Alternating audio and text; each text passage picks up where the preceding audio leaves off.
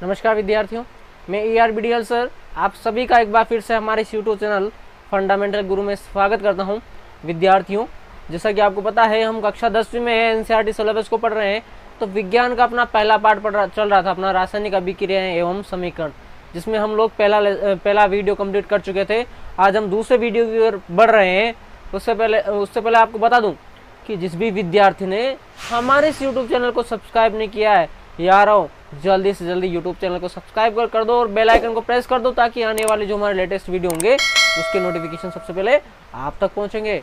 और please video को like and share जरूर कीजिएगा। तो चलिए आपको बिना देरी करते हुए इस वीडियो की शुरुआत करते हैं। पढ़ते हैं अपन रासायनिक समीकरण के बारे में। तो रासायनिक समीकरण दो प्रकार की होती है।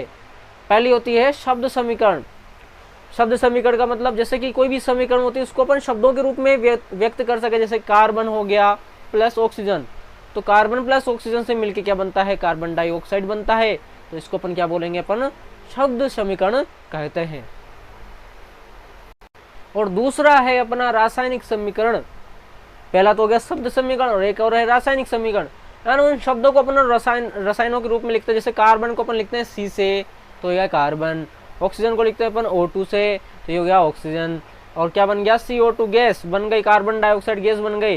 यानी ये क्या हो गया, अपना रासायनिक समीकरण हो गया। अब इसमें ध्यान देने योग्य बात क्या है कि तीर के निशान के बाईं तरफ लिखे जाने वाले पदार्थों को क्रियाकारक कहते हैं या अभिकारक। जो इधर लिखे जाते हैं ना, इनको अपन या तो क्रियाकारक कह सकते हैं या अभिकारक कह सकते हैं। ये बायां है।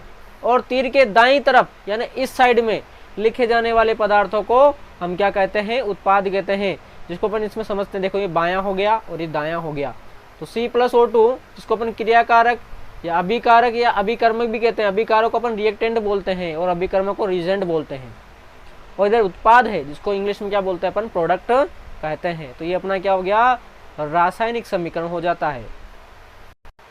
अब देखिए, हमें देखना है कि रासायनिक समीकरण को किस प्रकार से लिखा जाता है। तो रासायनिक समीकरण को लिखने के लिए चरण देखिए क्या क्या है। पहला कि रासायनिक समीकरण को लिखने के लिए सर्वप्रथम क्रियाकारक। सबसे पहले क्या लिखेंगे, अपन क्रियाकारक लिखेंगे।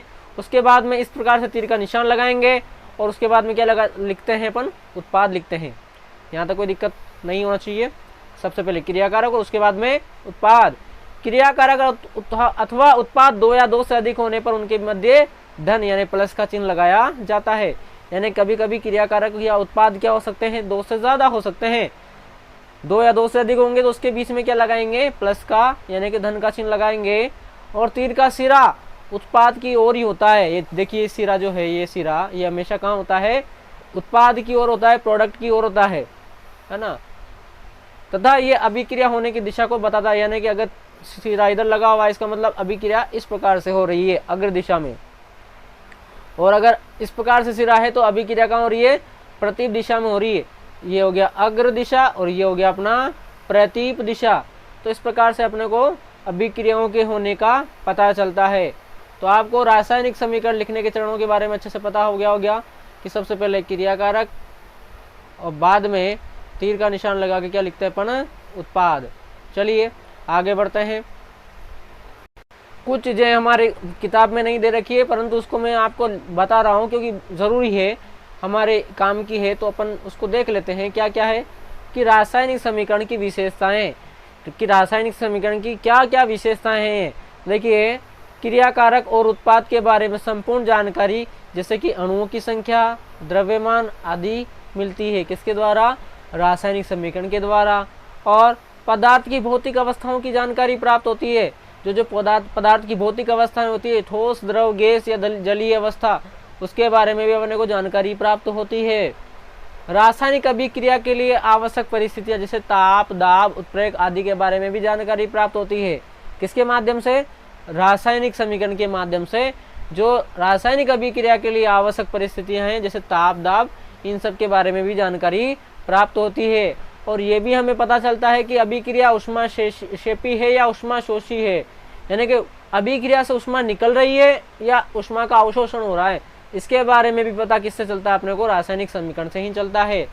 और अभिक्रिया की उत्क्रमणीयता के बारे में, यानी कि अभिक्रिया अग्र दिशा में है या अभिक्रिया प्रतीप दिशा में है, तो ये इसकी उत्क्रमणीयता के बारे में भी अपने को इससे पता चल जाता है। किससे, रासायनिक समीकरण से। अब अपन इसकी सीमाएं देख लेते हैं, रासायनिक समीकरण की क्या क्या सीमाएं हैं। देखिए, यह अभिक्रिया की संपूर्ण जानकारी नहीं देता है, ये इसकी क्या है, लिमिटेशन है, मतलब इसको सीमा बोलते हैं या है ना।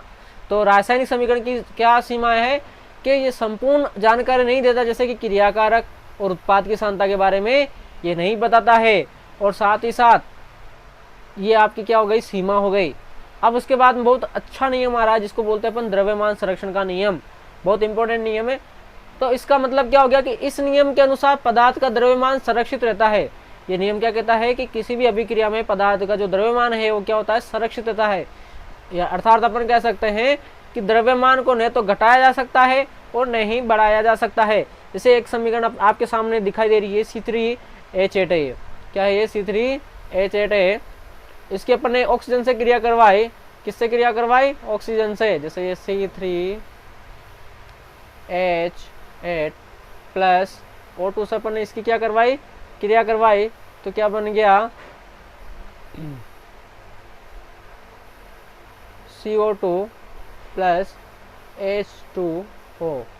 तो अभी ये समीकरण कैसी है, संतुलित नहीं है, तो इसको अपन बोलते हैं कंकाली समीकरण। क्या बोलते हैं इसको, कंकाली समीकरण। जो समीकरण संतुलित नहीं होती है, उसको अपन कंकाली समीकरण भी कहते हैं। जिस प्रकार से हड्डियों का कंकाल होता है, आपने देखा होगा, कंकाल है, मांस नहीं है, यानी उसको कंकाल बोलते हैं। तो इस प्रकार से समीकरण भी क्या हो गई, कंकाली समीकरण हो गई। और उसको जब संतुलित कर लेंगे तो उसको क्या बोलेंगे, संतुलित रासायनिक समीकरण हम बोलते हैं। तो इस प्रकार से हम लोगों ने रासायनिक समीकरण के बारे में पढ़ा। अगले वीडियो में हम किसी भी रासायनिक समीकरण को संतुलित किस प्रकार से करते हैं उसके बारे में अपन अध्ययन करेंगे।